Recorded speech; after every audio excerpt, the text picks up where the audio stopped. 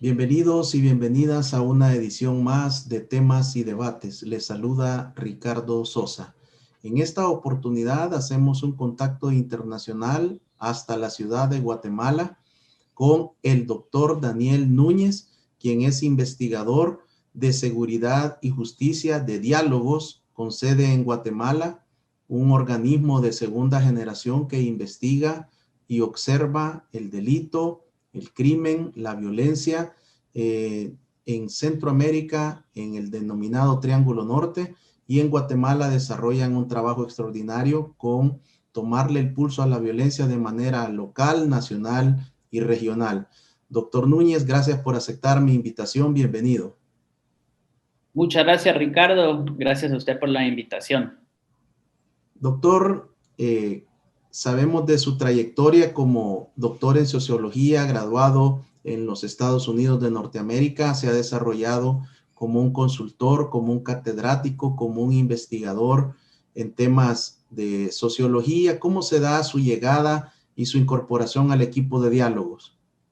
Bueno, yo regresé de Estados Unidos en el 2016. Hice una tesis sobre linchamientos y la violencia extrajudicial en general en la Guatemala de la posguerra, y realmente quedé un poco, estudiar violencia lo cansa a uno un poco emocionalmente, ¿verdad?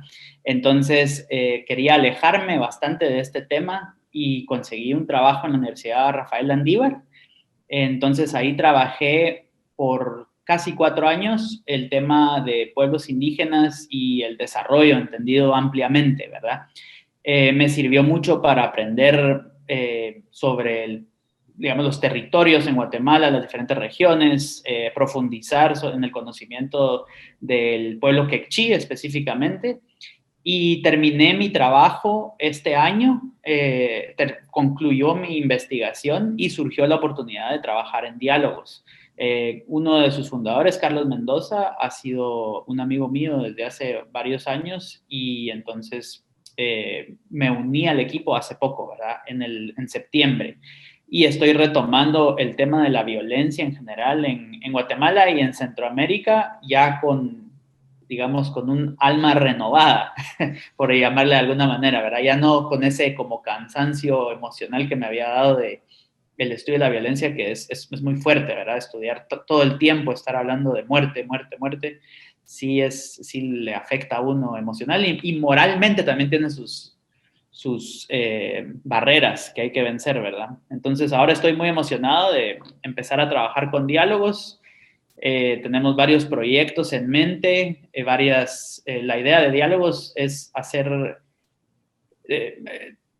propuestas innovadoras basadas en evidencia, ¿verdad? Entonces tenemos en esa línea varios proyectos, no solo de propuestas de soluciones, ¿verdad? Sino también en líneas de investigación innovadoras que casi no se han tratado aquí en Guatemala, ¿verdad? Entonces esperamos en los próximos meses empezar a ir sacando algunas de esas ideas al público. ¿Por qué un doctorado en sociología? No es muy frecuente en Centroamérica o en la región del Triángulo Norte, pero ¿cómo toma esa decisión de especializarse al más alto nivel en esta área? Mire, toda la vida me ha gustado el tema del ser humano, de la mente humana, pero de una forma abstracta, ¿verdad? En algún momento estuve interesado en estudiar psiquiatría. La psicología me fascina, todo el tiempo trato de entender, digamos, de leer lo que pueda y de entender un poco la psicología humana.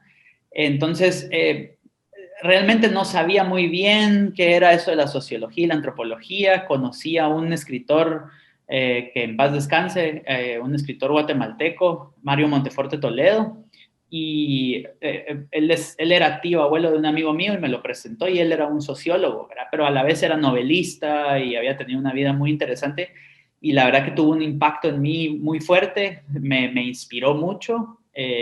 Y creo que esa fue como la semilla de que él plantó ahí, ¿verdad? De la posibilidad de estudiar esto de sociología, ¿verdad? Y lo que me atrajo también mucho de la sociología desde un inicio, que hasta la fecha todavía me gusta, es esa libertad que da de explorar diferentes temas, ¿verdad? O sea, uno puede más o menos ir con sus intereses investigando lo que le interesa y no hay esa, digamos, no es como una cosa rígida donde uno se especializa, digamos, en el tema de, yo qué sé, ¿verdad? En un tema y se queda estudiando eso por 25 años, ¿verdad? Me encanta esa libertad de la sociología. En Estados Unidos sí tengo que decir que no es tan así, ¿verdad? En Estados Unidos sí lo obligan a uno a especializarse, ¿verdad? Entonces hay gente especializada en un tema y pasan 30 años estudiando ese mismo tema, ¿verdad? Entonces, en parte, digamos, es diferente la sociología latinoamericana a la sociología estadounidense. Pero creo que eso fue, ¿verdad? Esas dos fueron las razones por las que estudié sociología y también estaba muy inclinado al inicio a estudiar antropología, porque me gusta mucho también y creo que las divisiones académicas al final de cuentas no son tan reales, ¿verdad? O sea, son bastante artificiales. Entonces, este programa en la Universidad de Pittsburgh ofrecía sociología cultural, ¿verdad? Que es como secretamente un antropólogo, ¿verdad? Es como un antropólogo en disfraz.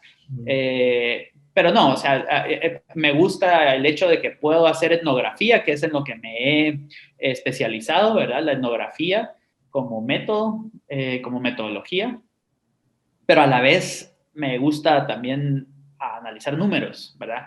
Entonces, la sociología me permite ese rango de acción, ¿verdad? No lo cambiaría por nada y si volvieran a hacer, volvería a estudiar sociología. En términos prácticos y entendibles para nuestros televidentes y cibernautas, ¿cuáles son las principales áreas de estudio de la sociología? Mire, hay básicamente, varía realmente, ¿verdad? Como le digo, en Estados Unidos hay grado de especialización muy, eh, mucho más desarrollado que en América Latina, o sea, ya hay gente que estudia, que se enfoca, por ejemplo, se especializa en género, ¿verdad? Se especializa en temas de violencia contra la mujer, por ejemplo, ¿verdad? O sea, son temas bien específicos. Yo diría que está la sociología general y algunas de las divisiones más importantes, diría yo, sociología política, ¿verdad? El estudio del poder, ¿verdad? La sociología cultural, que es el estudio de la cultura desde un punto de vista sociológico, pero cuando uno lo analiza ya de cerca, realmente esas divisiones son también artificiales, ¿verdad? Eso de cultura y poder, yo podría, no hay tiempo ahorita, pero yo le podría demostrar de alguna manera que son lo mismo, ¿verdad? Entonces, sociología cultural, sociología política, hay gente que estudia, se enfoca, por ejemplo, en las instituciones, ¿verdad? Sociólogos que estudian, por ejemplo, procesos electorales y se especializan en eso, ¿verdad? Entonces, para mí las grandes divisiones son sociología política y sociología cultural. Ya de ahí vienen las áreas de especialización de cada uno. Doctor Núñez, quiero agradecerle porque no hace ni 24 horas que se ha presentado este estudio denominado Violencia en tiempos de pandemia, octubre 2020 por Diálogos en Guatemala. Y usted ha sido muy gentil en brindarnos esta primicia para El Salvador, para la región del denominado Triángulo Norte, y sabemos que también por medio de otras escuelas de criminología en América Latina, será de mucho provecho la presentación de este informe que nos tiene en esta oportunidad reunidos a través de Diálogos para Centroamérica y el Observatorio de Violencia y Seguridad. ¿Cómo nace el desarrollo de este estudio? La recopilación de los indicadores cualitativos, cuantitativos, la evidencia empírica que ustedes han encontrado en Guatemala con el desarrollo de la llegada de la pandemia por el COVID-19. Sí, mire, Diálogos se ha especializado en los últimos, tiene 2 años y medio de existir y nació antes con el trabajo de Carlos Mendoza, que él comenzó hace muchísimos años a estudiar los homicidios, ¿verdad? Entonces, poco a poco ha ido incorporando nuevos datos, ¿verdad? Nuevas bases de datos. Entonces, en general se ha especializado diálogos en el estudio de homicidios, lesionados y extorsiones, ¿verdad? Pero en los últimos meses ha empezado a explorar otros temas y también porque ha mejorado bastante el acceso a los datos con las instituciones estatales en Guatemala, ¿verdad? Entonces, en esta ocasión, bueno, Diálogos cada mes a mes, saca un informe sobre la violencia homicida en Guatemala, un informe muy detallado de más de 50 páginas cada mes, donde usted puede ver las tendencias a nivel nacional, a nivel departamental y a nivel municipal de las tasas de homicidios, ¿verdad? Entonces, para este informe tuvimos acceso a algunas bases de datos que nunca se habían analizado en diálogos. Específicamente, bases como, por ejemplo, denuncias de delitos contra la propiedad, de violencia intrafamiliar, de violencia sexual, ¿verdad? Durante la pandemia, no sé, creo que en El Salvador también ocurrió lo mismo, pero aquí en los medios de comunicación, durante el confinamiento, los medios de comunicación empezaron a sacar varios reportes sobre denuncias de violencia intrafamiliar, por ejemplo, violencia contra la mujer, en el marco de estar encerradas en su hogar, estaban sufriendo abusos.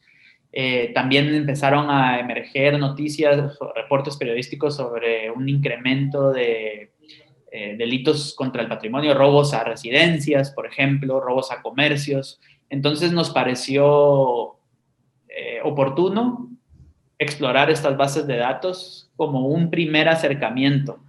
En la presentación que les voy a hacer, les voy a hablar de las limitaciones que tienen estas bases y además es importante recalcar que estudiar una base de datos no es solo agarrar la base y hacer el análisis y ya, ¿verdad? Uno se empieza a familiarizar con las bases de datos y además también queremos conocer más de cerca cómo construye la Policía Nacional Civil. Estas son bases de datos de la Policía Nacional Civil, cómo construye estas bases la Policía Nacional Civil, ¿verdad? Porque la forma de recabar la información es importante que la entendamos para poder saber realmente qué nos están diciendo estas bases, ¿verdad? Entonces, en la presentación les voy a hablar un poquito de las limitaciones que hemos encontrado hasta ahora, pero seguramente vamos a ir encontrando más y tratando de mejorar esas bases de datos con acceso a otras bases de datos que recopilan más o menos las mismas variables, ¿verdad?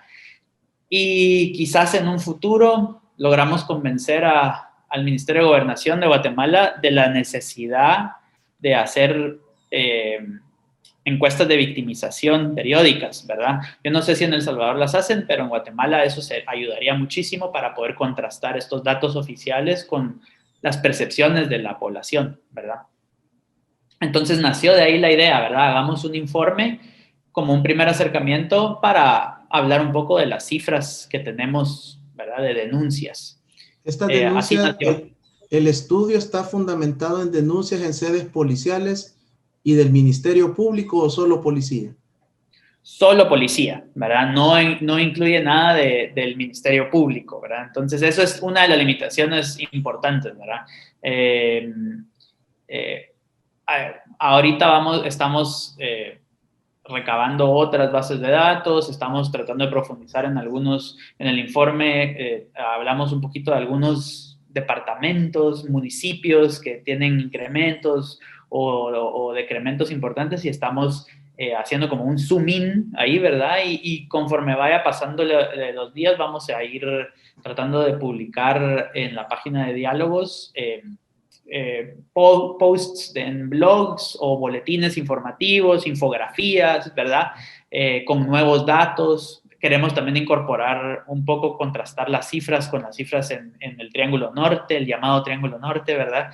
Para ver los diferentes comportamientos, etcétera, ¿verdad?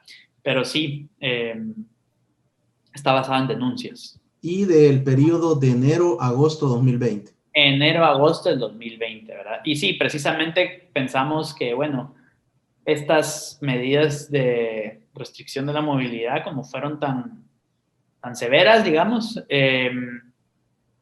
nos daba una oportunidad de comparar el país durante ese periodo, este año, con el mismo periodo del año pasado, ¿verdad? Como que fuera una especie, nosotros le decimos como una especie de experimento natural, ¿verdad? Realmente no es tan experimento porque hubo otras medidas que tampoco tomamos en cuenta, que se implementaron en febrero, por ejemplo, o durante el periodo de confinamiento. Hubo departamentos específicos que tuvieron estados de sitio, por ejemplo, ¿verdad? Y que simplemente el tiempo no nos da para meter todas esas variables, pero vamos a ir sacándolo poco a poco, ¿verdad? Entonces nos daba la oportunidad de ver y aislar ciertos factores que queríamos aislar, como los meses, los días de la semana, las horas, ¿verdad? Para ver, basándonos en hallazgos que ha tenido diálogos en años anteriores, ¿verdad? Para, digamos, un poquito contrastar nuestros hallazgos con lo que encontráramos ahora. Doctor, en el área de la violencia homicida y lesionados, hay que considerar que Guatemala estableció a través de diferentes decretos y legislación presidencial el conocido estado de sitio o toque de queda. ¿Qué impacto tuvo en la violencia homicida y los lesionados esta disposición? Mire, nosotros identificamos, como decimos en el informe, hubo un montón de decretos gubernamentales y disposiciones presidenciales. Las medidas específicas se detallan en las disposiciones presidenciales y fueron un montón, ¿verdad? En el informe incluimos una tabla gigante al final en un anexo donde tratamos de resumir todo eso, pero ya viendo el comportamiento, la tendencia de corto plazo de los homicidios, encontramos básicamente tres periodos importantes, ¿verdad? O tres medidas importantes. La primera es, bueno, el inicio del confinamiento, el 17 de marzo, ¿verdad? Que es cuando el gobierno, por medio de una disposición presidencial, establece un toque de queda de 4 de la tarde a 4 de la mañana, ¿verdad? Todo el país. Entonces, ahí se ve una reducción importante. Algo que quiero recalcar es de que no estamos diciendo esto fue un efecto de, ¿verdad? Para realmente llegar a esa conclusión estadísticamente, tendríamos que hacer otras cosas, ¿verdad? Por eso en el informe hablo mucho de está correlacionada con, ¿verdad? Encontramos que la disminución de la tasa de homicidios está correlacionada con estas medidas, ¿verdad? No podemos decir a ciencia cierta si fue una causa, ¿verdad? Eso es importante, pero está correlacionada. Ese periodo inicial se fortaleció un poco también con las medidas durante Semana Santa, ¿verdad? Que básicamente fue un toque de queda total, y entonces con esas dos medidas se llegó al promedio más bajo registrado en el año en Guatemala, ¿verdad? Luego, las otras dos medidas importantes fueron la segunda quincena de mayo y la segunda quincena de julio, cuando se establecieron estos toques de queda los fines de semana, ¿verdad? Entonces fueron 3 fines de semana en cada periodo, 3 fines de semana seguidos. El primero, el de la segunda quincena de mayo, fue un toque de queda total. Empezaba viernes y terminaba el lunes a las 4 de la mañana, ¿verdad? Entonces, no me acuerdo si a las 4 de la mañana, pero la cosa es que duraba todo el fin de semana. Todo el fin de semana estaba uno encerrado en su casa, ¿verdad? El segundo periodo, la segunda quincena de julio, era parcial el sábado, empezaba a las 2 de la tarde, y el domingo sí todo el día, ¿verdad? Encerrado hasta el lunes en la madrugada.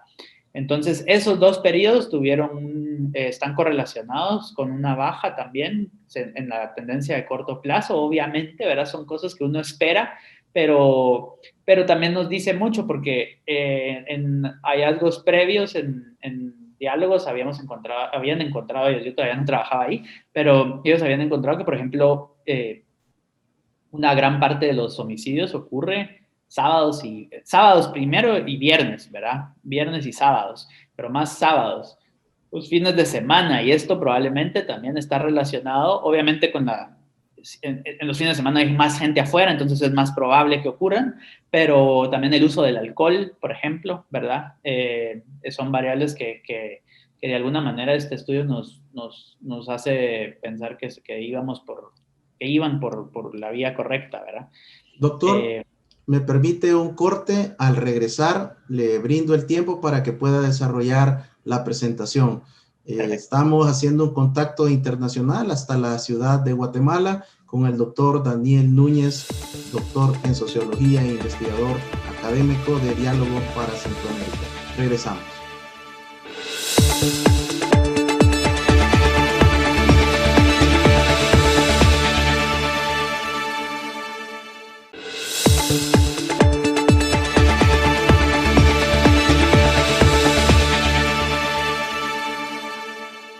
Gracias por continuar con temas y debates. Usted puede sintonizar este programa de 7 a 8 de la noche y su diferido de 1 a 2 de la tarde. Canal 67, el canal de las estrellas en El Salvador, ahora con un balance desarrollado por Diálogos, que es un observatorio de seguridad en Guatemala que toma el pulso a la violencia homicida, la violencia criminológica en el Triángulo Norte de Centroamérica y particularmente en la ciudad de Guatemala. Y contamos con la participación del doctor Daniel Núñez, doctor en sociología, catedrático, investigador académico. Doctor, el tiempo es suyo para que pueda compartir la presentación que ha desarrollado anoche en la ciudad de Guatemala.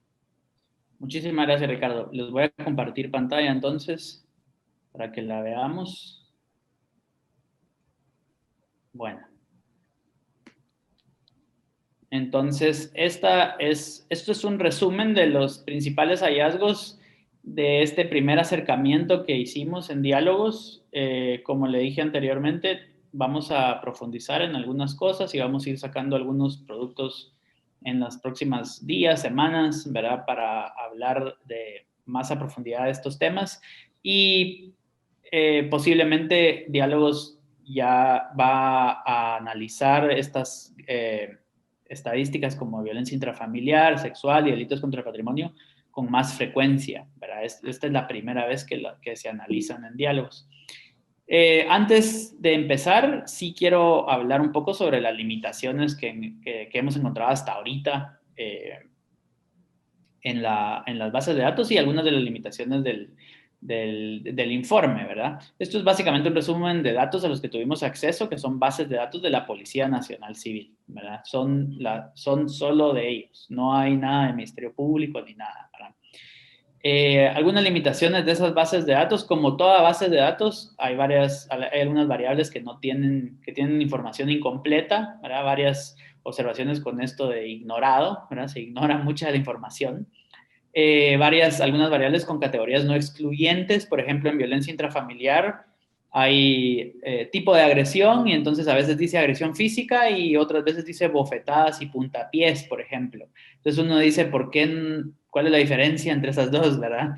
Entonces, son problemas, ¿verdad? Pero quizás la más importante y la que sí queremos recalcar mucho es que son datos basados en denuncias, ¿verdad? No en los hechos que ocurrieron. Entonces, esto es importantísimo de entender y yo creo que la población en general lo tiene que entender, ¿verdad? Para no dar una impresión errónea, ¿verdad? El hecho de que, por ejemplo, en el departamento de Alta Verapaz hayamos detectado un incremento en las denuncias de robos a comercios y residencias respecto al año pasado, no necesariamente significa que los hechos en sí hayan aumentado, ¿verdad? El año pasado, por ejemplo, se documentó solo un robo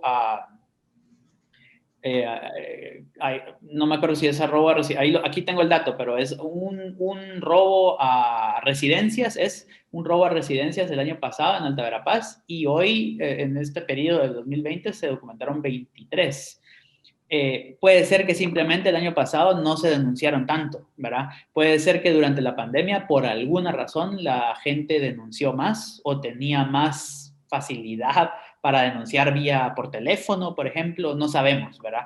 También incluso podría ser que simplemente la policía se fortaleció durante este periodo en su capacidad de recopilar y procesar datos, ¿verdad? No sabemos. Entonces, aún así creemos que nos dicen algo estas bases de datos y es importante trabajar con lo que se tiene, ¿verdad? Entonces, son bases de datos de denuncia. Lo que estamos viendo aquí son patrones de denuncias, ¿verdad? Y esto también nos trae a colación esto que es un tema en la investigación social, ¿verdad? Siempre ver la investigación social como un proceso iterativo, ¿verdad? Yo tengo una hipótesis, hago mis observaciones y esas observaciones me llevan a una reflexión y esa reflexión cambia o afirma mi hipótesis. Y así se va, es un proceso de nunca acabar, ¿verdad? De un círculo. Entonces, ese proceso es el que estamos usando aquí como siempre, ¿verdad? Un proceso iterativo donde vamos reflexionando, observando qué tenemos y cambiando nuestras conclusiones, ¿verdad? Y algo que ya le mencioné también a Ricardo es que el informe no considera estados de prevención ni estados de sitio implementados durante 2020. Para esto, si alguno de los lectores o lectora, de la gente que nos escucha está interesada en profundizar en esto, en la página de Diálogos pueden encontrar un informe donde se detalla los efectos de los estados de prevención y de sitio implementados a nivel regional en algunos departamentos de Guatemala, ¿verdad? Entonces ahí se detalla mucho los efectos de eso. Bueno, entonces voy a empezar un poco con los datos de homicidios y lesionados. Los datos de homicidios y lesionados son diferentes a los otros. Estos no son denuncias, ¿verdad? No son solo denuncias. Aquí sí se incluye la base de datos de la Policía Nacional Civil. Por lo general tiene un registro menor a la base de datos del INASIF, ¿verdad? Que es la otra institución que lleva esta cuenta aquí en Guatemala, pero las tendencias coinciden, ¿verdad? Entonces tenemos bastante confianza en que de alguna manera sí nos están reflejando las tendencias, no solo nacionales, sino a nivel regional, ¿verdad? Entonces, estas sí son como, para decirlo más claro, son más sólidas que las otras bases de datos, ¿verdad?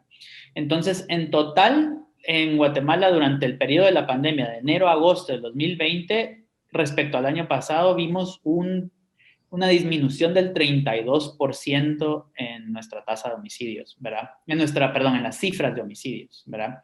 En 2020 se registraron 1,677 homicidios durante ese periodo y el año pasado fueron 2,476, ¿verdad? Y lo mismo más o menos en los lesionados, ¿verdad? Una disminución del 30%. Aquí podemos ver la tendencia de violencia homicida. Esto es un indicador que usamos, el acumulado de 30 días, para ver un poco la tendencia de corto plazo, de enero a agosto de 2020. La línea anaranjada es el año 2020 y la azul es la 2019, ¿verdad? Y vemos que digamos, se ha mantenido por debajo de los niveles del año pasado. Lo mismo pasa un poco con los lesionados. Ya viendo un poco esto, lo que ya le adelanté antes, ¿verdad? Ya viendo, este es otro indicador que estamos usando ahora, el promedio móvil de homicidios de 15 días. Entonces tenemos la línea roja, que es esa tendencia a corto plazo, es ese promedio móvil, y la línea azul son las cifras absolutas, ¿verdad? De homicidios, las fluctuaciones, ¿verdad? Este es un promedio que se usa para ver un poco más clara, de forma más clara la tendencia, ¿verdad? Entonces vemos que las cifras que la tendencia de corto plazo tiene bajadas, ¿verdad? Estas como disminuciones repentinas aquí, ¿verdad? Que nosotros encontramos que están correlacionadas con estas fechas importantes del confinamiento, ¿verdad? Entonces, eso es una cosa importante que hay que ver, pero la otra es que hay que ver que a partir de mayo, de alguna manera, también la tendencia empieza, aunque sigue con estas disminuciones aquí repentinas, hay una tendencia al alza, ¿verdad? Entonces nosotros tenemos una hipótesis de qué pasó ahí, ¿verdad? De qué fue lo que ocurrió, que ahorita se las voy a explicar, ¿verdad? Nuestra hipótesis básicamente es de que como todas las personas en el confinamiento, los responsables de la violencia homicida de alguna manera se adaptaron a las restricciones, ¿verdad? Entonces, al inicio quizás aquí bajó, ¿verdad? Al punto más bajo que se había registrado, pero a partir de abril empieza a haber esta como tendencia al alza que refleja un poco un patrón de adaptación de los grupos o de las personas responsables a la violencia. ¿Y cómo lo podemos ver? Bueno, primero vimos los datos a nivel por mes, ¿verdad? Registrados por mes y por día de la semana, ¿verdad? Entonces aquí podemos ver que, por ejemplo, a partir de abril disminuyen los casos de homicidios sábados y domingos, ¿verdad? Pero empiezan a incrementar los casos durante los días de la semana, ¿verdad? De lunes a viernes. Esto se ve más claramente en mayo, ¿verdad? En mayo, que es cuando vimos las restricciones también, la segunda quincena de mayo le hablé de las restricciones los fines de semana enteros, ¿verdad? Que estábamos encerrados en completo confinamiento. Entonces, se ve esa especie de adaptación, ¿verdad? De alguna manera, igual en julio, ¿verdad? Tanto mayo como julio, que fueron los 2 meses donde estuvimos confinados en los fines de semana, se ve esta adaptación. Esto es algo que es obvio, o sea, es lo que uno espera también, pero es importante notar que no es solo los cambios de porcentaje, sino que aquí hay un aumento también, digamos, en el número, en la cifra absoluta de homicidios. O sea, no es solo el porcentaje el que cambió, sino la cifra en sí, que empezó a aumentar conforme iban pasando los meses. Entonces, eso nos da un indicio de que hubo un proceso de adaptación. Lo mismo ocurre, aquí tenemos las cifras por mes y por periodo durante el día, ¿verdad? De 0 horas a 5 de la mañana, de 6 de la mañana a 11 de la mañana, de 12 de mediodía a 5 de la tarde y de 6 de la tarde a 12 a.m. Entonces vemos que a partir de abril, ¿verdad? Se reducen obviamente los homicidios que ocurren durante la tarde, ¿verdad? Durante la noche, y empiezan a subir los que ocurren durante el día, ¿verdad? De 6 de la mañana a 5 de la tarde. Esto se ve más claro en mayo. En mayo también bajan los que ocurren durante la madrugada. En junio suben mucho los durante el día. En julio mucho más, ¿verdad? Y en agosto se ve el incremento, ¿verdad? Especialmente durante la tarde, ¿verdad? De 12 a 5 de la tarde. Entonces se ve ese proceso de adaptación, lo que inferimos nosotros, y siempre son hipótesis, ¿verdad? Pero nuestra hipótesis es de que hubo un proceso de adaptación de los grupos a las medidas de restricción, ¿verdad? Simplemente se fueron poniendo más cómodos con las medidas de restricción y encontraron a qué horas y qué días podían cometer, si necesitaban matar a alguien, sabían a qué horas lo tenían que hacer, ¿verdad? Esa es como la conclusión. Bueno, aquí también esto es importante, vemos a nivel departamental, y aquí es donde vamos a profundizar, queremos profundizar en cada uno de estos lugares, pero vemos que todos los departamentos de Guatemala tuvieron una reducción importante, excepto 4, ¿verdad? Sololá, Huehuetenango, Izabal y Santa Rosa. Cada uno de estos tiene sus propias explicaciones, ¿verdad? En Sololá, por ejemplo,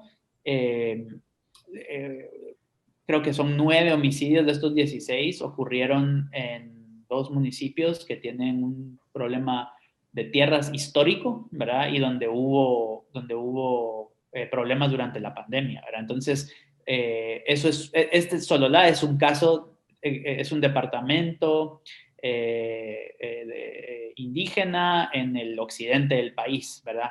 Luego, por ejemplo, Izabal, ¿verdad? Izabal tuvo un porcentaje de cambio leve, ¿verdad? Pero si vemos las cifras de violencia son altas, ¿verdad?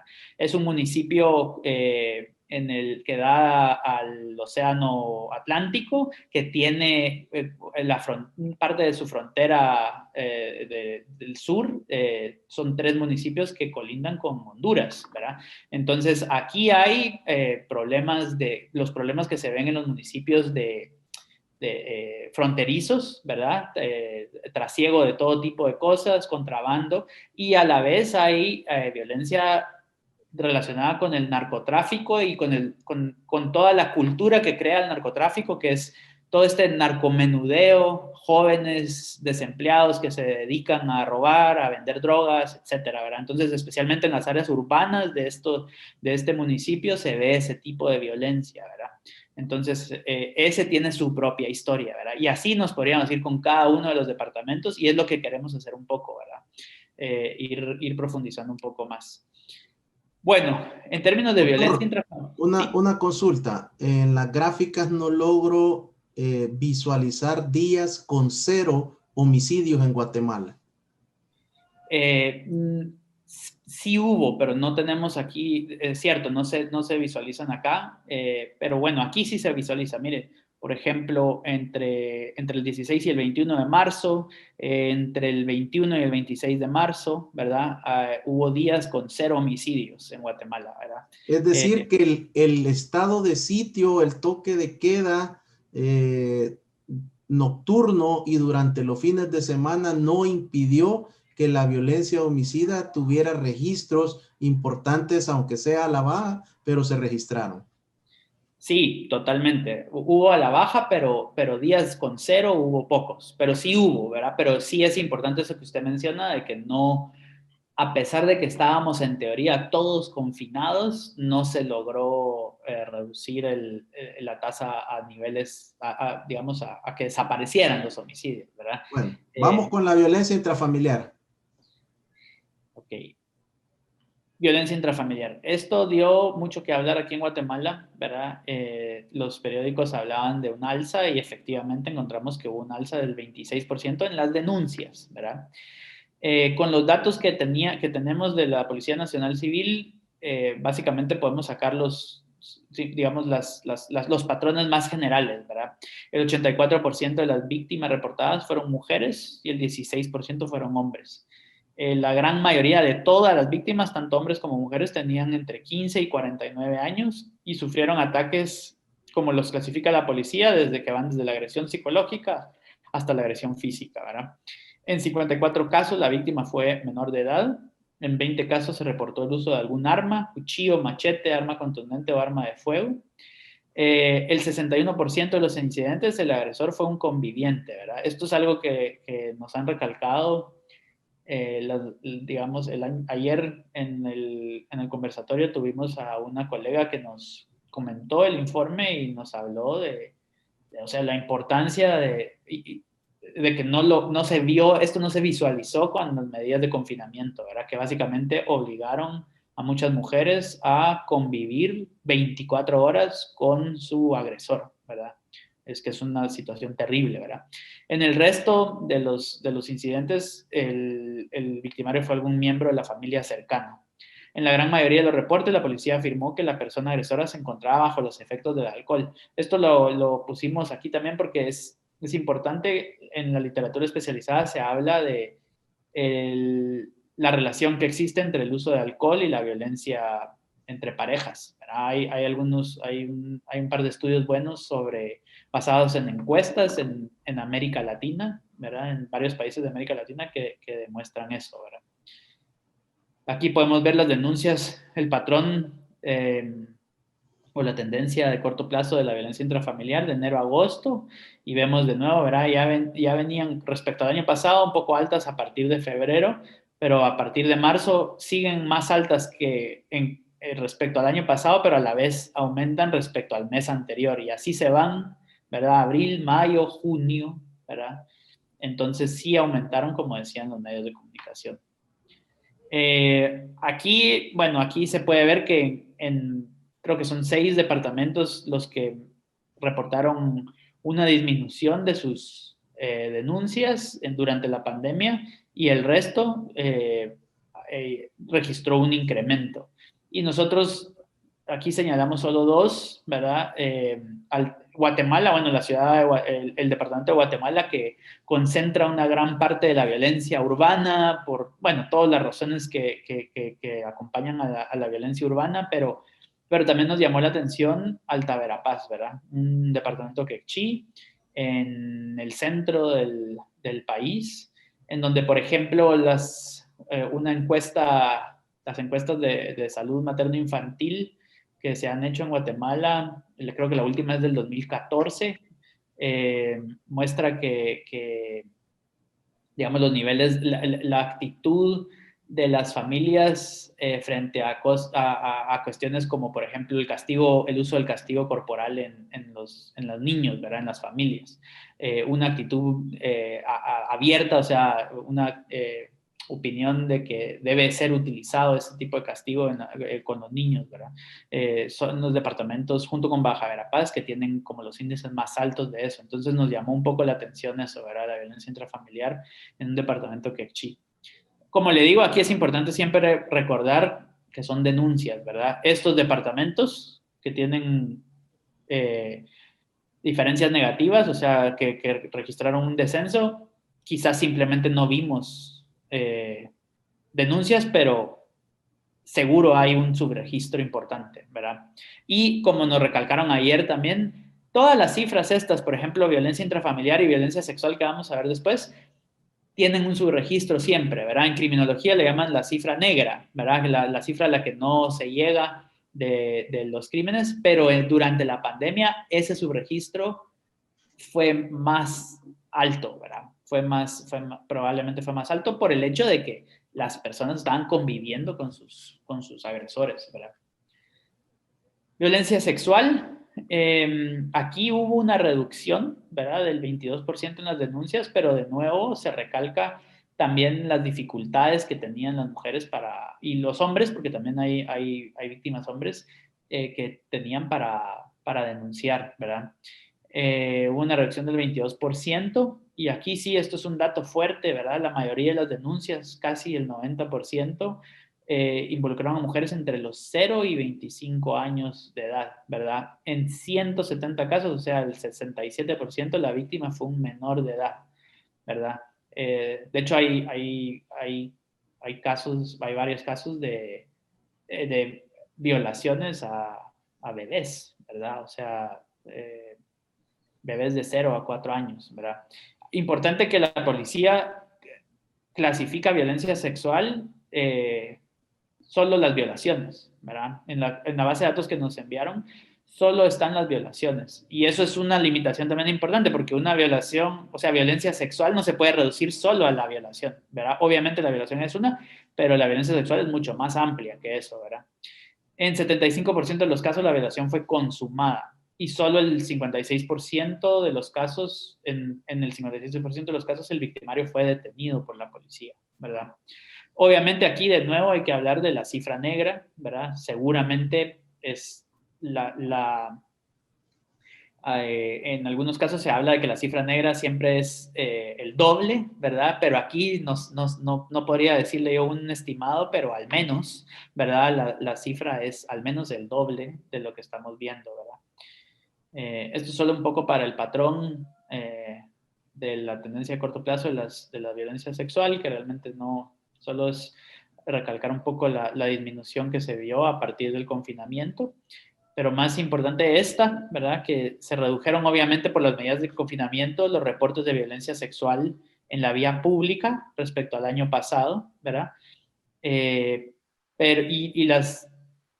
Las que ocurrieron en domicilios subieron levemente respecto al año pasado, pero seguramente aquí está la cifra negra, ¿verdad? Esa cifra no registrada.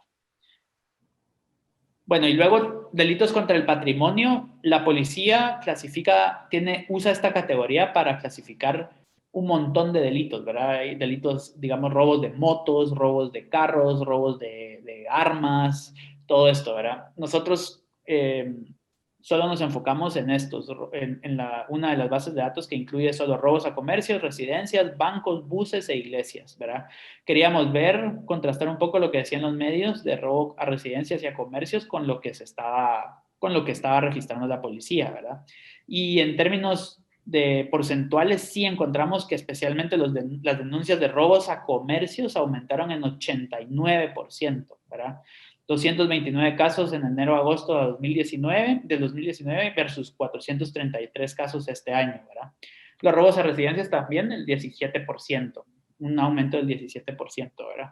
Los únicos bienes en los que se registró una disminución fueron los buses, obviamente porque no podían no estaban en funcionamiento, y las iglesias.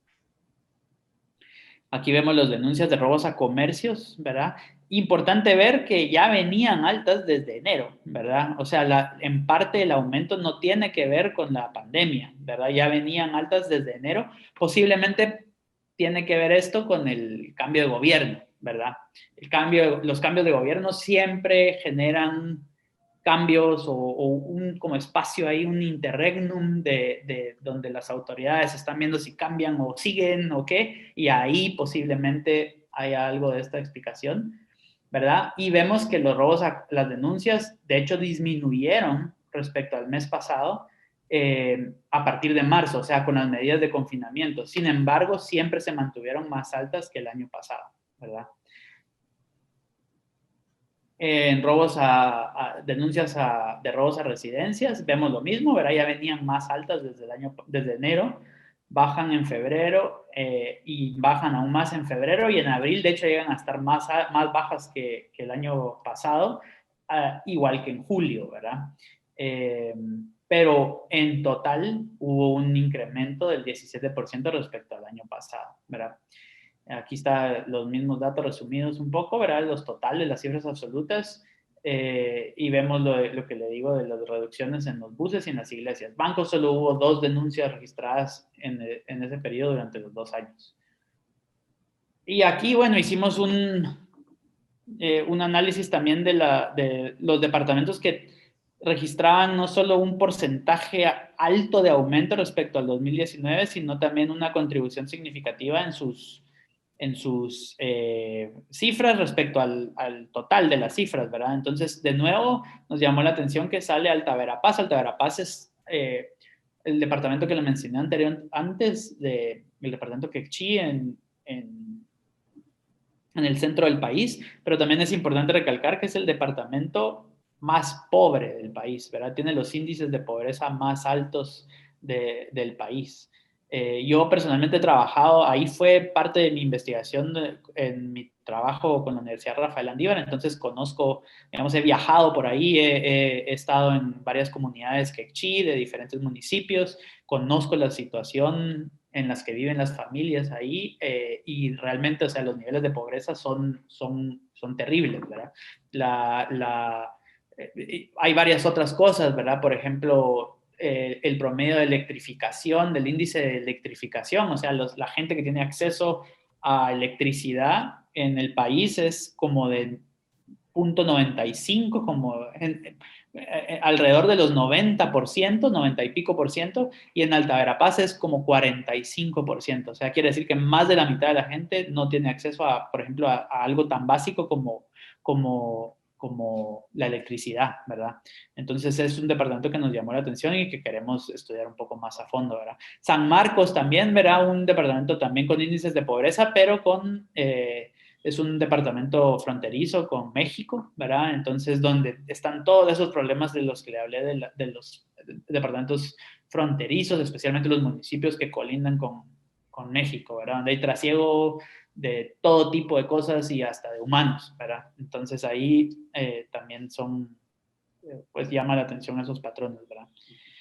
Y bueno, básicamente ese es el resumen de los datos que tenemos, y lo que recalcamos ayer durante la presentación fue de nuevo, bueno, seguir con este tipo de investigaciones, profundizar, hacer esos, yo les llamo zoom in, ¿verdad? O sea, meterse a un departamento, ir a ver qué pasó específicamente ahí, o incluso a nivel municipal, y tratar de presionar a las autoridades para que, más que todo, liberen los datos. Yo no sé cómo funciona en El Salvador, pero en Guatemala ha ido mejorando con el tiempo, pero aún así cuesta, ¿verdad? Uno tiene que mandar a pedir las bases de datos con un correo electrónico, y las autoridades se tardan una semana o más, y a veces no envían lo que uno pidió, o le envían a uno una base de datos en PDF que uno tiene que pasar a Excel, ¿verdad?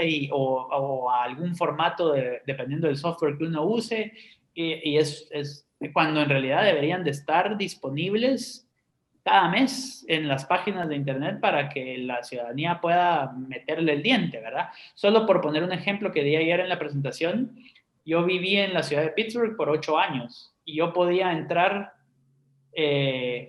digamos, el domingo yo podía entrar a la página de la policía, de la comisaría de policía de mi barrio y ver todos los delitos, todas las personas que habían detenido o incidentes delictivos que habían ocurrido y que la policía había registrado durante la semana, ¿verdad? Doctor, quiero felicitarle por este trabajo extraordinario. Ha sido realmente un gran ejercicio el poder orientarnos, ilustrarnos sobre lo que ha hecho Diálogos en Guatemala. Reiterarle nuestra felicitación y admiración al trabajo que ustedes desarrollan como Observatorio a la Violencia Regional. El tiempo ha finalizado. Solo quiero solicitarle rápidamente cuáles serían aquellos desafíos con la presentación de este informe para Guatemala y que sin duda tiene un eje transversal para Guatemala y El Salvador, para Honduras y El Salvador. Bueno, los desafíos para nosotros como Diálogos es darle seguimiento a estos datos en el tiempo, mejorar los análisis, profundizar los análisis, tratar de conseguir y de generar nosotros nuestra propia información, ¿verdad? Una de las cosas que queremos hacer en Diálogos es hacer nosotros nuestras propias encuestas, pero como ustedes deben de saber, hacer una encuesta es bastante caro, ¿verdad? Y bueno, a nivel institucional en Guatemala, uno de los problemas que ha habido en los últimos años, especialmente con la administración del expresidente Jimmy Morales, fue la desarticulación de esfuerzos que llevaban muchísimos años de profesionalización de la Policía Nacional Civil, ¿verdad? La Policía Nacional Civil había comenzado a cambiar de forma positiva su abordaje del crimen y la violencia en Guatemala, y era un esfuerzo que venía desde el año 2009-2010 y lamentablemente con la administración de Morales todo eso se tiró a la basura y atrasó al país varios años, ¿verdad? Era un esfuerzo muy importante que se venía haciendo y se tiró a la basura. Entonces, ese es uno de los principales desafíos. Sin embargo, creemos también que a nivel de, por ejemplo, las tasas de homicidios, sí creemos que la disminución responde a factores estructurales, no solo institucionales, sino también demográficos de nuestro país, que nuestra hipótesis es de que van a seguir bajando como lo han hecho desde 2009, ¿verdad? La tasa de homicidios, porque responden a otras cosas, ¿verdad? También a los factores institucionales, pero hay dinámicas ahí sociales, demográficas que están empujando esos cambios. Entonces, sí, muchísimas gracias por el tiempo, Ricardo, y los invito también a que revisen la página de Diálogos, diálogos.org.gt, y ahí pueden encontrar todas nuestras publicaciones mes a mes. Bueno, muchas gracias, doctor Daniel Núñez, por su participación. Me compartía Carlos Mendoza que la tasa de homicidios para Guatemala se mantiene en 14 por cada 100,000 habitantes. Esto realmente es, se representan miles de guatemaltecos y guatemaltecas que no han sido asesinados durante el presente año. Que Dios les bendiga, gracias por su trabajo y siempre cuentan con este programa para poder divulgar la información. Muchísimas gracias, Ricardo. No, solo 16%, 16 es la tasa de homicidios, 16 por cada 100,000 habitantes. Bueno, ha sido el doctor Daniel Núñez, investigador de Seguridad y Justicia de Diálogos en Guatemala, quien nos ha compartido la presentación del informe Violencia en tiempos de pandemia, octubre 2020. Muchas gracias por su atención. Bendiciones. Gracias.